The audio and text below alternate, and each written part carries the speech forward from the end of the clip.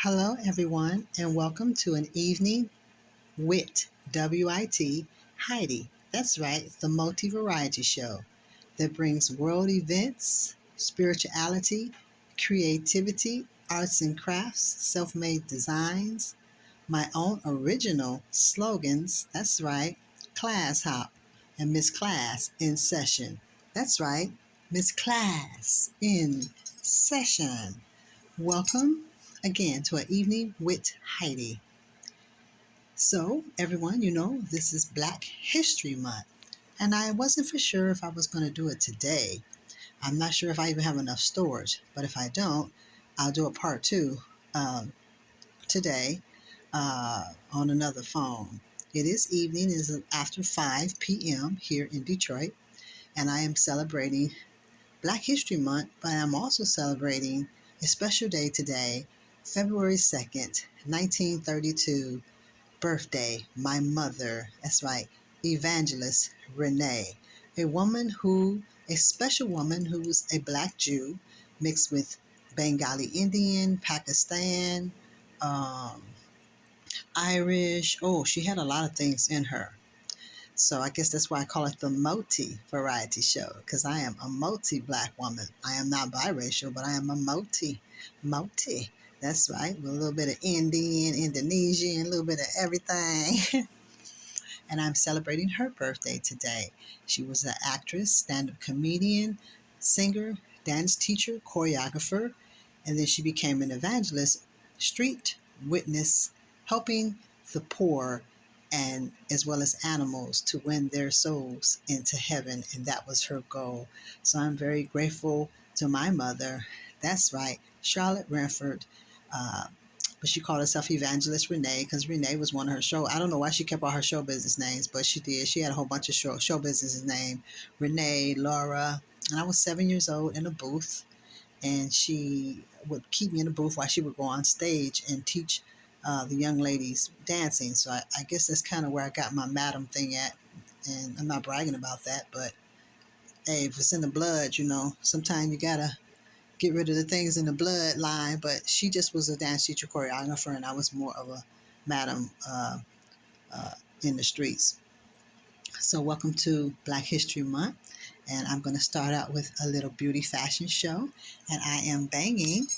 Uh, Take my prescriptions off. I am banging this copper. It's like a copper glitter uh, headband. Headband. And what in the world do I got this thing on here? Got something on. Something's always happening. And I have it wrapped around my head. And maybe you all can see I have like a little hair piece up here holding up everything. I don't know how much time I got on here. I'm also banging some African clip-on earrings. I wear clip-ons. I do not have pierced earrings.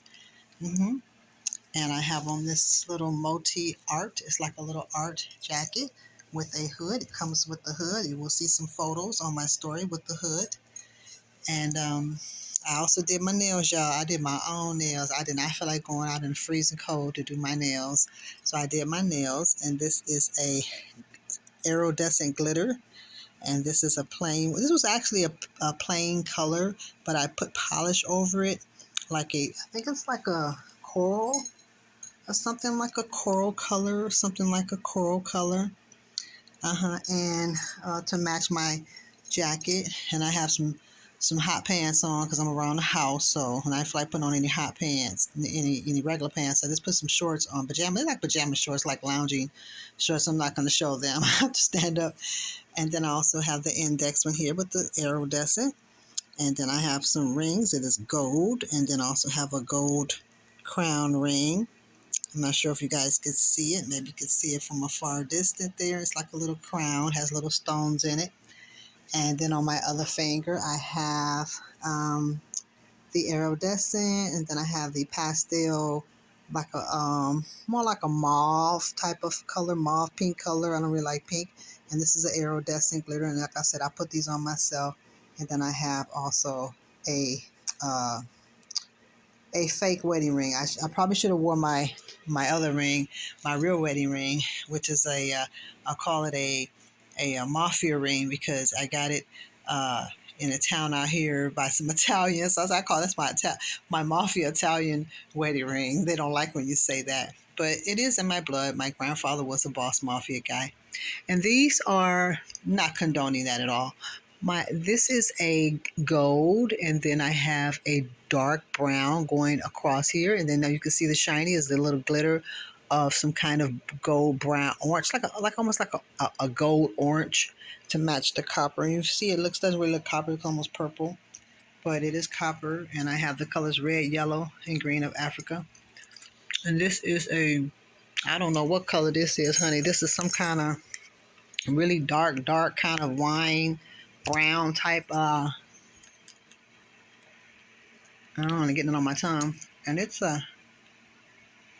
getting. I had to turn a different light on because the lighting was like my little small light would be too not enough light, and this is like as you can see, it's like a brown wine. I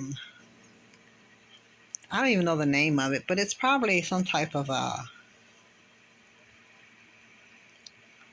wine kind of color. I don't wear red, so I'm gonna try to see with my flashlight. I'm gonna put my glasses on, and I'm gonna do a little small scripted Black history, and I'm gonna elaborate on just a few things. I'm not gonna do too much time because I haven't ate it all today. This is called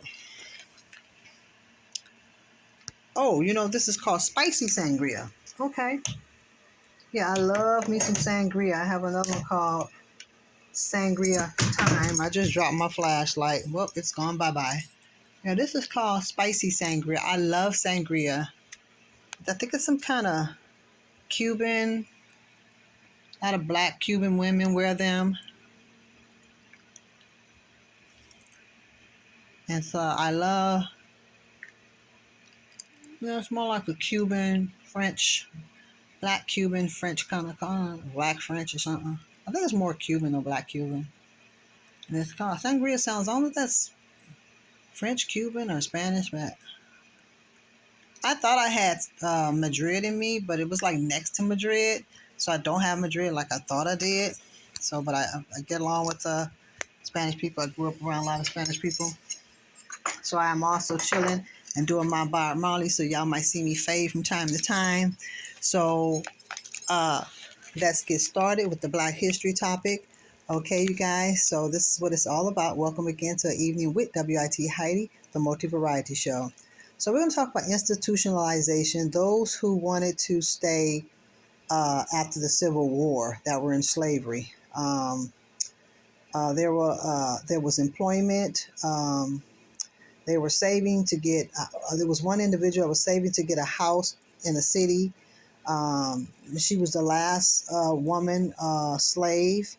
I don't know her name, but and or their relationships to their masters and wives. They got along with some of them. So even when the Civil War was over, a lot of black people stayed. That was from Africa, maybe the Black Indians, but a lot of them left and they didn't care. They would take their chances. But some got along with a lot of the masters and the wives, and some were buried next to them that they mastered. Was some supposedly nice type masters, but I can't see nothing nice about enslaving anybody. But and during any freedom time with their papers, their freedom papers, they got slaves and paid them or not, with their black masters. They had black masters too. So you had some black masters that were also enslaved blacks, and they made money off of them. Now, did the black masters leave and did they leave? I'm not sure about that. So I haven't did a research. I don't think there's anything showing, but it says some were left and some went to Canada and elsewhere after the Civil War. Why did a few slaves stay after the Civil War? And as I said before, a lot of them had needed employment, so they got paid. Some been there for a while, and they said, if you want to stay, you can stay on this land, we'll pay you. You can have your own place. You can build your own place. Some of them bought their own land and stayed out there. One woman worked hard, and she waited. She was the last one to leave because she wanted to save her money. They had taught about saving and investing in clothing, which was from cotton, and they made lots of money. She put it on the shipment like the masters did, and then they got their money's worth, because uh, they got money for it, and then they sold it in the cities as well. As far as what I acknowledged with what they were saying, she wanted to make money, so they needed the employment. Um, and it also was due to conditional. They were conditional to the lifestyle. They had been slaves for so long. So which led to the institutionalization of one's mind. You know what I'm saying? How it relates to the bloodline behaviors of today.